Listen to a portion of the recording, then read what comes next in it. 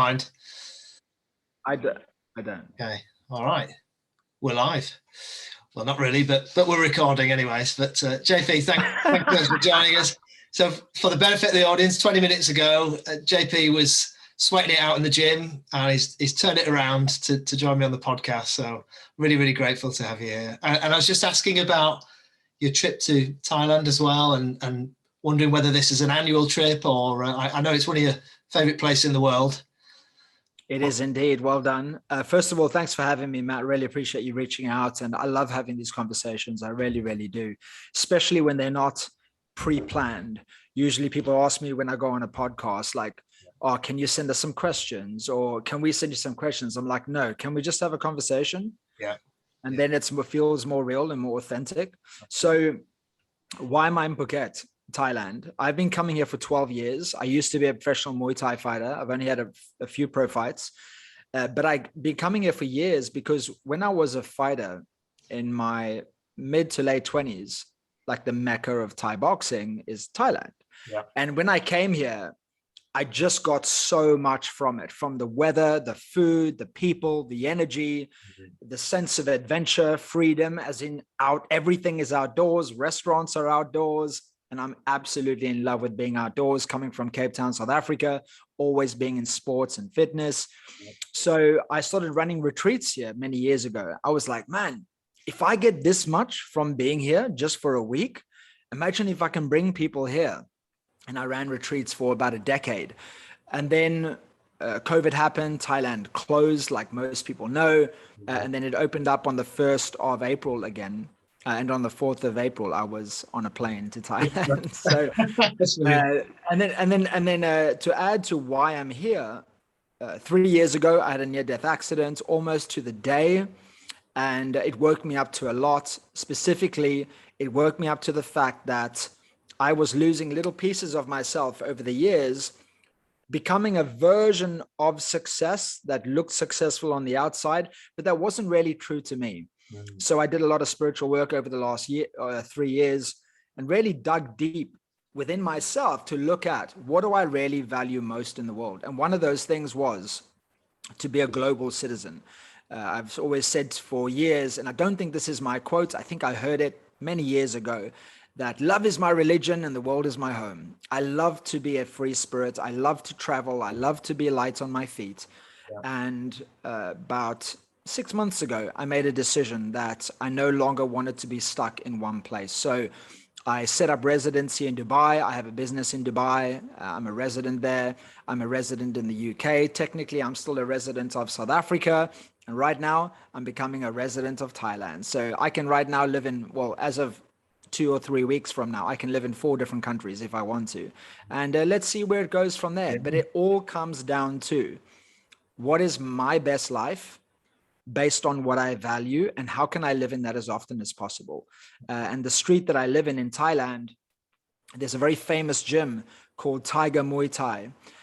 Anyone that has done any kind of Muay Thai, they know about this gym. And the street's called Soi Thayet. Soi means street, so Thayet Street is a fitness mecca. UFC fighters have been here, PFL, I think that's the other fighting organization, people that just want to lose weight, people that want to change their life, people that want to retreat from busyness. And that's where I've been bringing people for years. And I'm very grateful that right now, I'm just choosing to be here for a few weeks and every day training, eating well. I mean, crazy well. Like I'm eating vegetables and tofu for breakfast. I saw the street actually on the video you did the other day, and it was like gym, spa, relax, CrossFit, food, and then you finally got there to meet your guy who was catching pads on his on one arm. That's my trainer of 10 years. When I first fought in a stadium in Thailand 10 years ago, he was in my corner and still today is my trainer, but he's just deserted me, the bastard. He's gone to Vietnam to work for 3 months. So now I have to find another trainer. What a guy. And it's really interesting talking about environment as well. And the business that I'm in now in working with companies who are looking to hire great people and their leaders. And and one of the biggest conversations and topics is creating the right environment for success.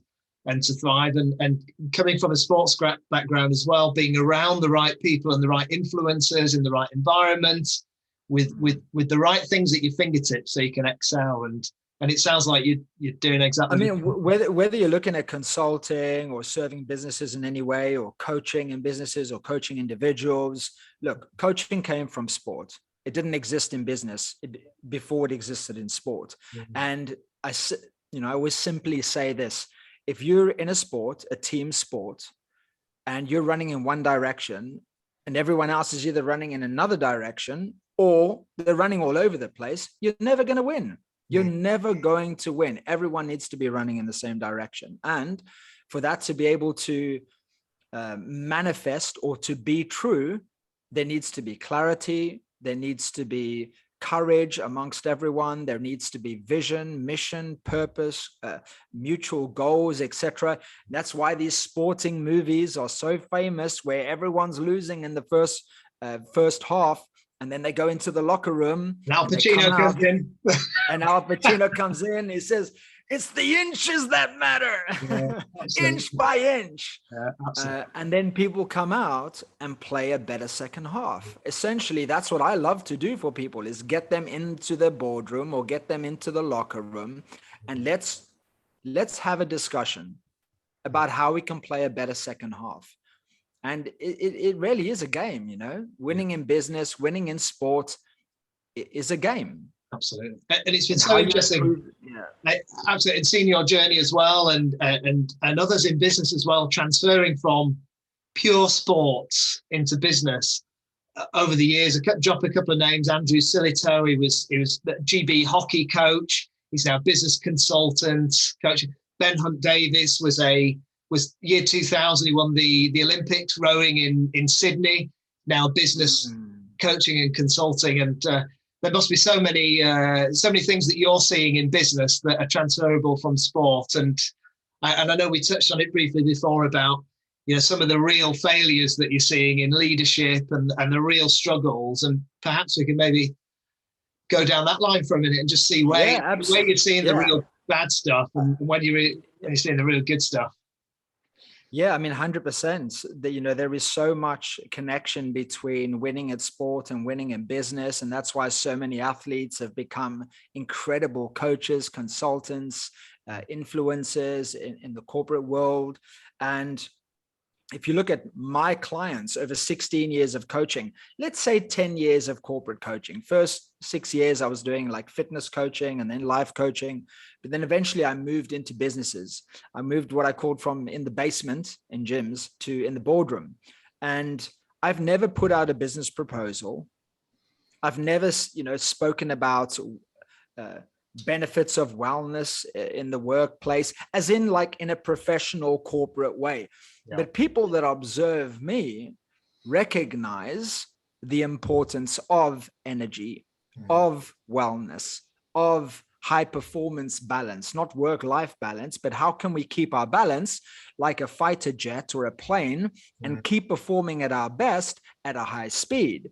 They've recognized the importance of habits that allow us to perform at our best, why it's important to have a strong mindset, why it's important to be resilient.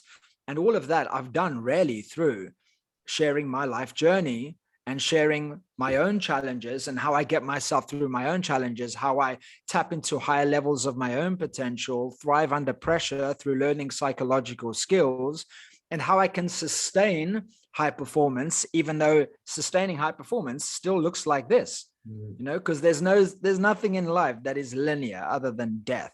Right? You're dead, you're dead. Yes. But when you're alive, you're going to go like that. The question is, are you going to go like that and not go anywhere? Are you going to go like that and slowly die as a result of lack of resilience, habits, mindset? Or are you going to go like that? Like any good stock or, any good investment. Anything. So, increasing value and. Yeah. So, to answer your, it wasn't really a question, but to talk about what you just mentioned, which is what goes wrong, is most of my clients over the years, let's say the last 7 to 8 years, as a result of the success that I've had in my business, the level of the clients that I've worked with has increased, and most of those clients have been C-suite level. So CEO, that vicinity, entrepreneurs, directors, business owners, that kind of stuff. Generally, people that have showed they are successful on the outside, proved what they need to prove, but it's come at the expense or expenses of something. I don't know if that's even the right English, but people understand. And it's come at the expense of them being very successful on the outside or at work. But as a result of that, they're unhappy, they're frustrated because they feel like their work or their business is in control of them rather than their work and them being in control of their work or business. They say they're doing everything they're doing for their family, but when they get home to their family, they're bloody exhausted. As a result of that, their relationships with their kids are compromised, with their partner. They don't have as much social life because they're too tired or they're working too hard. They look at themselves in the mirror before they go to work and they just don't feel happy because how they see themselves physically doesn't represent who they are in business and vice versa. Ultimately, they live a life where they don't feel inspired anymore.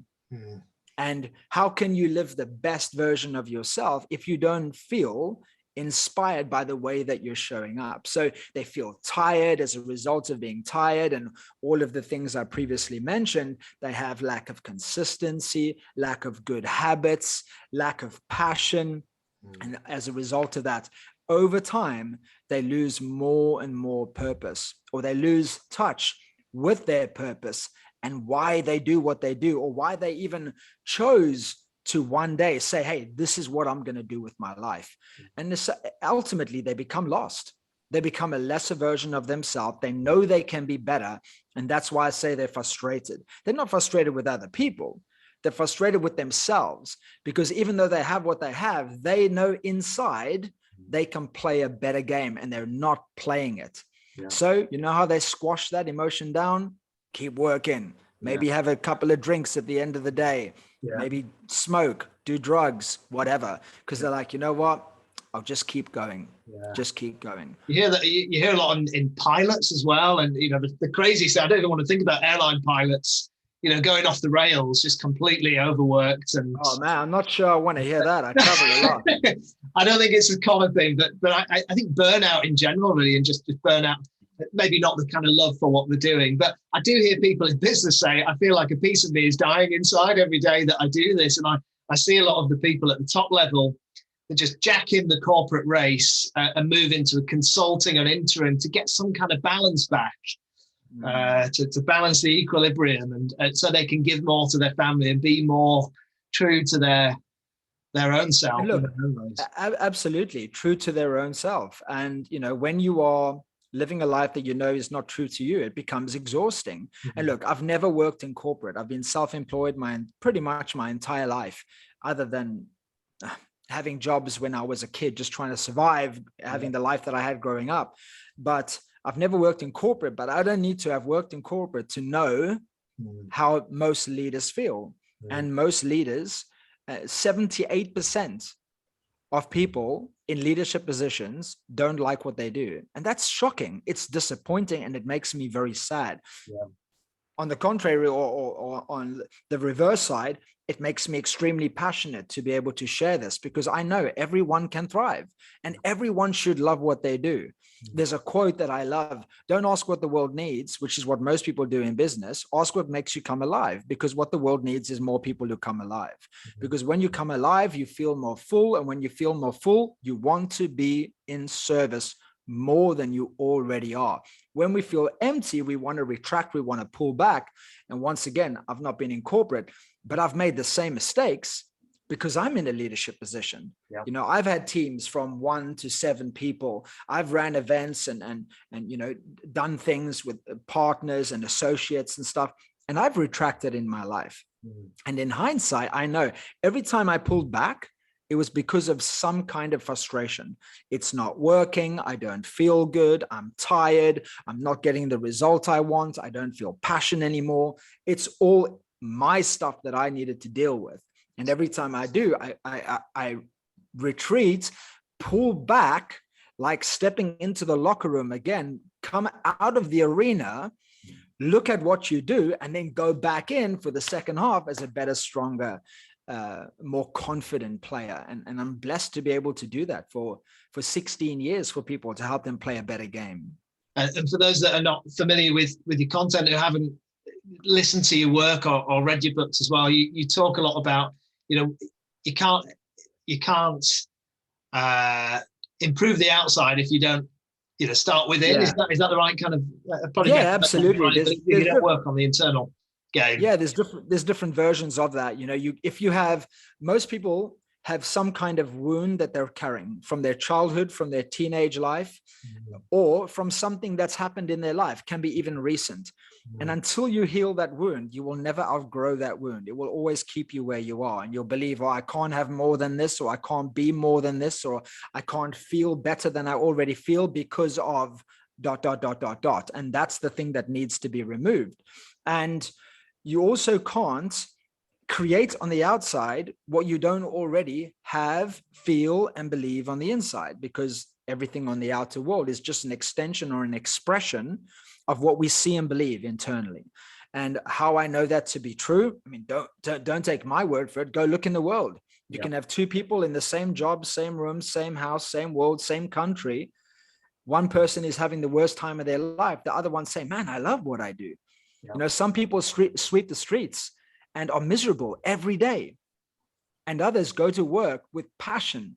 And when they come to outside your house and they're sweeping the street or they're removing the garbage, they say hello to you with vitality and energy and gratitude for the life that they have.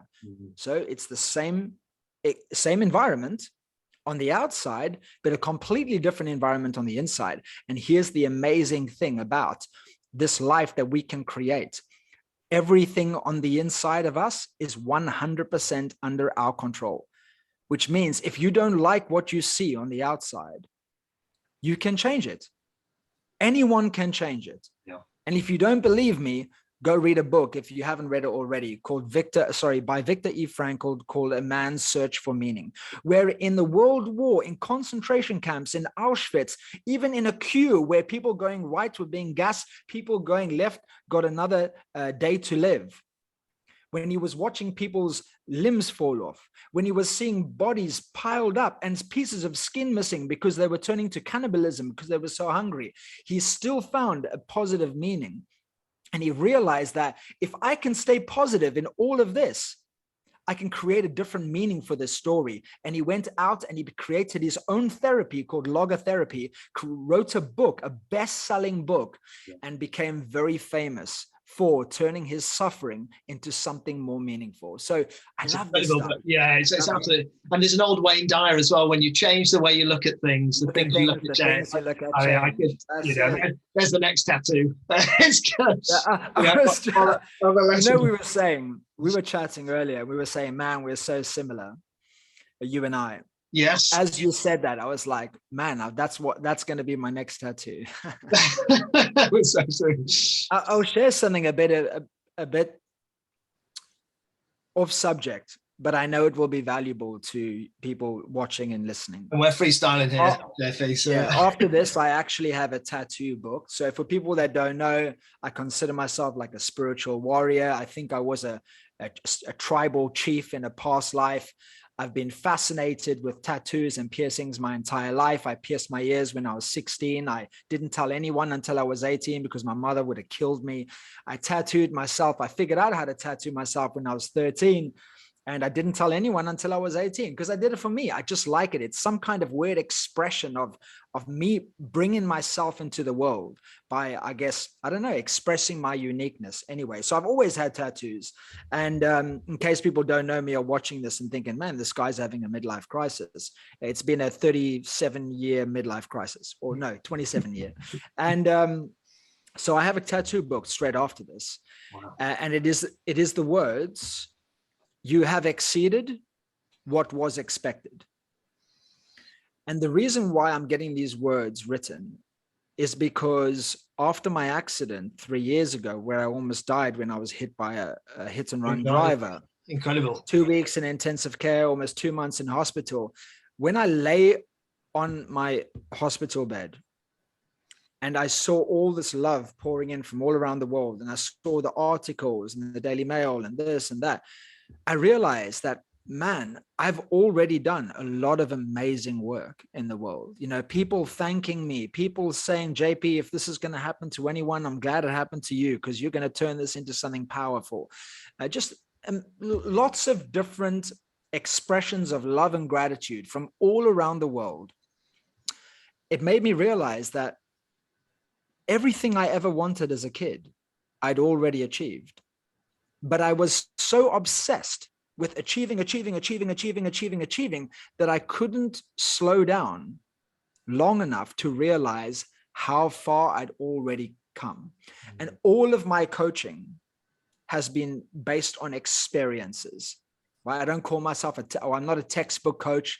I didn't do some course. Every single thing that I coach on has been on what I have found works for me and what I know will work for other people, or at least I can see if it works for them. So what did I do when I was 37? I'm almost 41 now.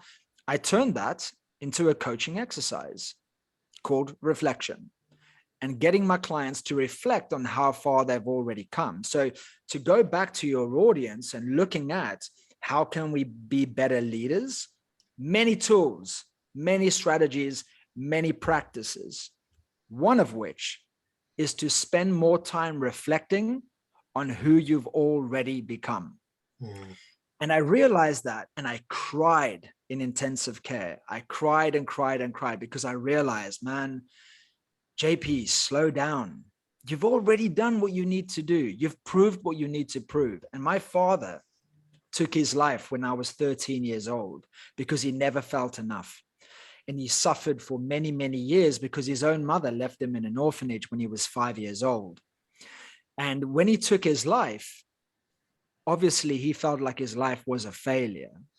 So when I was, before my accident, a few years before my accident, when I found out that actually my father wasn't just a bad man for some random reason, his own mother abandoned him, I made a commitment in my early 30s that I was going to live a life where my father could feel, wherever he is, that, man, my life was not a failure. Look at my son go. Look at my son serve. So then when I had that accident, I thought of my dad, I thought of my life, I thought of all the love and gratitude that come in from around the world. And I thought, I did it. Let's start having a bit more fun. Let's start slowing down. About 3 months after that, I can't remember how, because I very rarely eat Chinese, but I had what are those things called that you open them, you crack them open? Oh, yeah. Fortune cookie. Yeah, that's the one. Yeah. I had a fortune cookie. And I was reflecting in my recovery on, man, I've already done a lot. And I was thinking about my dad, and he would be very proud, even if I had died at 37. And the fortune cookies said this. I don't know if you can read that. You have the light's too. Yeah, the light's good. The light's too bright. Oh, there you go. Just there. You have exceeded what was expected. Oh, wow. You have exceeded. We've got remnants of the food on it there as well. It's like takes it back. Is that the actual? So, that is the actual one, isn't it? You've not hunted. I've been carrying this in my wallet for 2 years because every tattoo I've ever had in my life, I always have to sit on it for 1 year to make sure it's actually something that I want. Sat on this for 2 years, sat on this for 3 years, etc. Yeah. And now after this, I'm actually going to get it done. Anyway, the point of that story is I'm getting a tattoo to my chest to remind me to not be so obsessed with looking forward that you forget to actually look down and realize the mountain that you're on, the mountains you've already climbed, the things you've already experienced, and the person that you've already become. And when it comes to the ultimate goal for everyone in the world, our goal is to be happy. I know this for myself, my teachers, monks I've spent time with, all of the clients I've worked with. And there is a fast road to happiness. And that is to live more in the present and less in the future. To still have the vision of where you want to go and live by your mission, your purpose, your goals. And at the same time, to be as happy about where you are right now, because you never know what's going to happen tomorrow. Yeah. You never know. You don't even know if you're going to be here. So I have an exercise also that I created post accident. Knowing that I'm going to be here only on a temporary basis, I have an exercise called Your Last Day. And I write down, if today were my last day, what would I choose to do? What would I choose to focus on? What would I choose to think about? Who would I choose to call, etc., etc. And it always comes down to one thing. What would make me feel really happy now?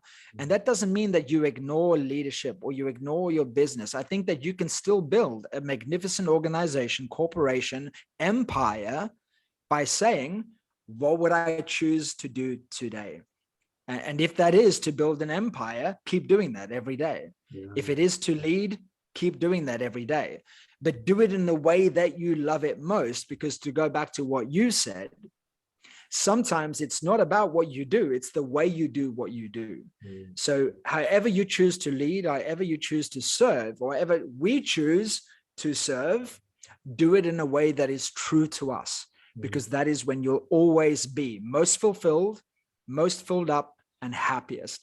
And when you're most fulfilled and happiest, that's when you are of greater service to everyone in your organization, to everyone in your life, to everyone in the world. Yeah, that's huge. And there's some younger listeners to this. I know we have a large team. We've got a great support network around the work that we're doing. And there's some younger ladies in the team actually who've asked me. We're very starstruck and very pleased that I was speaking to you today. And I guess where they're coming from with their question is, they're not CEOs. They're not in their 50s, 40s, 50s, whatever. But I'm sure they would like to get there. They have aspirations to get there. Do you think there's anything that the younger version, the younger JP, the younger me 20 years ago, or these ladies should be really focusing on now to make sure that they're on the path? I guess they, like you say, stay in the now. Really focus on living their absolute best.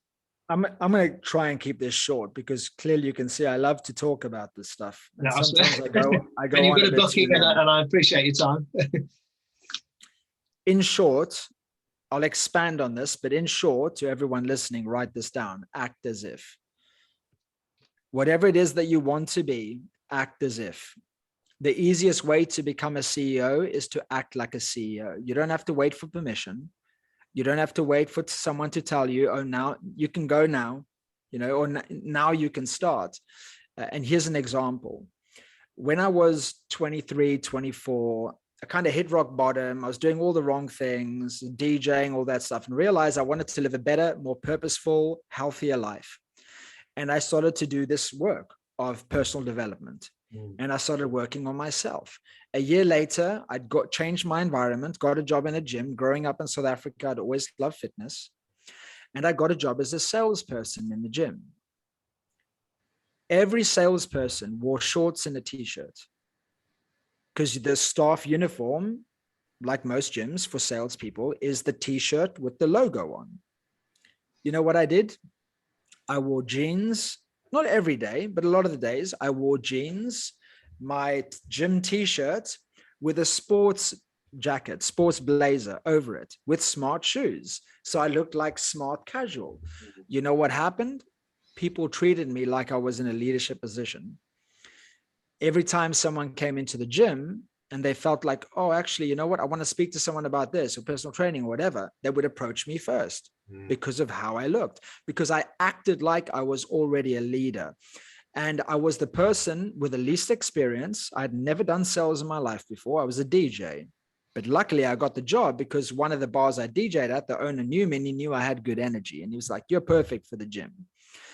Least experience, youngest employee in sales, been there the least amount of time. A year later, I was the highest performing salesperson. Why? Because I acted like I was in a leadership position. You were there before you were physically there. You were there in. Oh, yeah. I was there in my mind and there in my intention beforehand. So in short, act as if. Now, how do we put that in a practical coaching example or coaching exercise? Number one, where do you want to get to? So what's the end goal? This can be living in your values, which is number one. And expressions of that living in your values is, what's the vision for my life? What's my mission? What's my purpose? What are my goals? They should all come under or be surrounded by your value, at the center of this should be your values. That's number one. Start with the end in mind. One of my mentors says, how do you want this all to end? Whether that's your career or your life or your relationship, how do you want it to end? And then once you know that, reverse engineer back to 1 year, 6 months, 3 months, and then ultimately 1 day. And ask yourself, if I am going to create that result, as in building something in the kitchen or creating something in the kitchen, what ingredients do I need to put into my life every day for me to get as close to guaranteeing what that result is going to be? And I do this with all of my clients. It's called the 10 Commandments. What are the 10 things that I'm going to live by, that I'm going to command and demand that I get these done from others and myself, to make sure that I know in the best way possible I'm living according to what matters to me and where I want to go. Otherwise, if you don't know what you're doing every day, you do what everyone else does. And if you do what everyone else does, you'll get what everyone else gets. And let me remind you that 78% of people in leadership positions hate what they do, or not hate, they dislike their job. Yeah. So if you want to do what everyone else does, or you want to do just what is expected of you, or you want to do what's good enough to keep your job, then you can look forward to potentially being four-fifths of the people in the world that already don't like what they do. If you want to do something different, you've got to be something different. Yes. So when you look at who you want to be, look at the end first, and then reverse engineer and ask yourself, right, who can I be today that would take me towards that? For example, what I do every day non-negotiably is I get up, I take some deep breaths. Just because we're sleeping, it doesn't mean that we're not taking stressful breaths. So I breathe. Every day after that, I drink a lot of water, because we dehydrate first thing in the morning, right? And leadership is about energy and certainty and passion and obsession. I drink a lot of water. Then I move, I exercise every single morning, even if it's a little bit of yoga. Then I meditate, even if that just means sitting for 5 minutes and doing nothing and just getting present to the new day. Then maybe I'll take a cold shower, bang, wake myself up. And only then do I pull out my book and I write my goals and intentions for the day. So that's what they can do. And you can do that from now at any point in your career. Do that for the rest of your life. I've been doing this for 16 years. I've simplified in a way that it's clear and concise and highly effective. It works. You change your life one day at a time. You can never do more than that. Wow. Absolutely brilliant. I'm respectful of your time, JB, and I know you've got a booking in your schedule. Would that be a powerful place to finish up here? And oh, it's up to you, man. Up to you. Absolutely. Yeah. And I realised I probably need to upgrade my Zoom account to to facilitate more recording past this. But I'm mindful as well that I don't want to dilute anything and dilute the conversation and go, because I think what we've talked about has been absolutely gold, really, for me and many others there. I've got to mention as well, you're a prolific writer as well of a number of books, and you've just released a new book as well this year.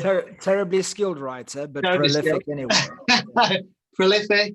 One of my friends, Daniel Priestley, who you know, says always prolific over perfect. All of my books have grammar errors, punctuation errors. I don't care. Spelling errors. I've just launched my 9th book. It's incredible. Yeah. And that self-confidence and around on Amazon. Yeah. On Amazon, it's for people in leadership positions. And it is all about psychological skills to build confidence, because when you have more confidence, you go and do more, be more, and give more. And that's what leadership is about. Leadership is not about who you can become. It's about what you can do as a result of who you have become. And self-confidence is 100% an attainable, a learnable, a teachable skill. I know, because I didn't have it growing up. And that is my obsession. I have become incredibly confident enough to be able to break down barriers over and over again, break down relationships, break down partnerships, and restart and reinvent myself over and over again, because I just know mentally and in my heart that if I am called to something better, something greater, I have to do it. And I know that doesn't matter how hard it gets, I will get through it. And I changed my perception of stress. I changed my perception of challenges. I changed my perception of adversity. And in that book, I show you exactly how you can do the same. I can't wait to get my copy. I've already ordered it. It's arriving tomorrow before 1 p.m. via Amazon. The physical copy. The physical copy, yeah. Of course, yeah. If you're waiting for it, yeah. Take a picture and send it to me. I'd love that. I'm gonna, absolutely. And there's many more things that I need to get into and unpack from this as well. And I'd love to follow up with you and perhaps not another one. Yeah, absolutely. Maybe we can give it 6 months or something like that. But to see how life has evolved since that point. Up to you, man. 6 months or 6 days. I don't care. I'm going to do it. You know I will. JP, thank you so much for your time. I'm extremely grateful. You changed my life 6 years ago without knowing it when I first heard about you. And it's unbelievable that I'm getting to meet you today. So thank you so much. Oh, thank you for sharing those last words. And it's been a really great conversation. Enjoyed speaking to you before we went live.